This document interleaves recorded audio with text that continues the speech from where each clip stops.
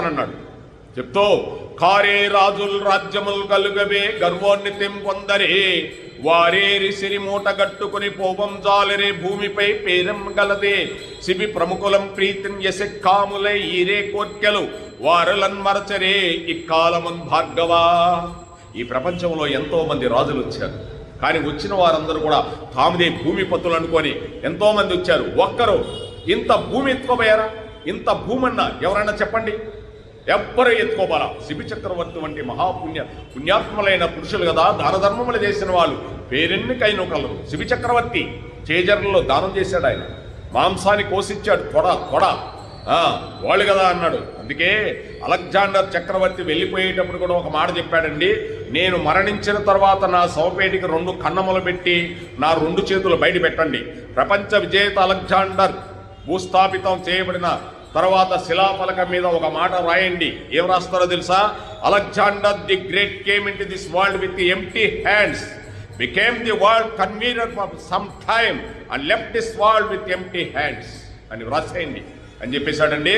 ఖాళీ చేతులతో అలెగ్జాండర్ ఈ ప్రపంచంలోకి వచ్చి కొంతకాలం విశ్వముని తైతక్కలాడి పరిపాలించి ఉత్త ఖాళీ చేతులతో వెళ్ళిపోయాడు అని రాసి పెట్టండి. అక్కడ నన్ను చూసి బుద్ధి వస్తుంది అన్నాడు.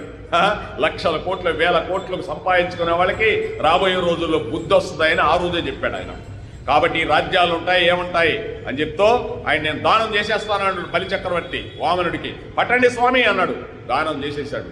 ఒక కాలు ఆకాశానికి వెళ్ళిపోయింది. బ్రహ్మదేవుడు చూస్తున్నాడు. బ్రహ్మ కడిగిన పాదము, బ్రహ్మ కడిగిన పాదము, బ్రహ్మము తానైని పాదము, ప్రేమతో శ్రీపతి పిసికెడి పాదము, బలితల మోపిన పాదము. అటువంటి పాదం ఒకటి వెళ్ళిపోయింది. బ్రహ్మదేవుడు అప్పుడు గడిగాడంట. మా నాన్నగారి పాదం వచ్చిందయ్యా, కడుక్కోవద్దు మా నాన్నగారి పాదాలు. అందుకు తల్లిదండ్రుల పాదాలు కూడా సంవత్సరానికి ఒకసారి కడుక్కొని నెత్తిన చల్లుకోవాలా. సంక్రాంతి రోజైనా వాళ్ళు చుట్టన్నా తిరగాల. మా నాన్నగారు పాదం ఎప్పుడో పుట్టాను, ఇప్పుడు వచ్చింది మా నాన్నగారి పాదం. లక్ష్మీదేవి పిసికడి పాదం, అటువంటి పాదం బలిని తొక్కేసిన పాదం.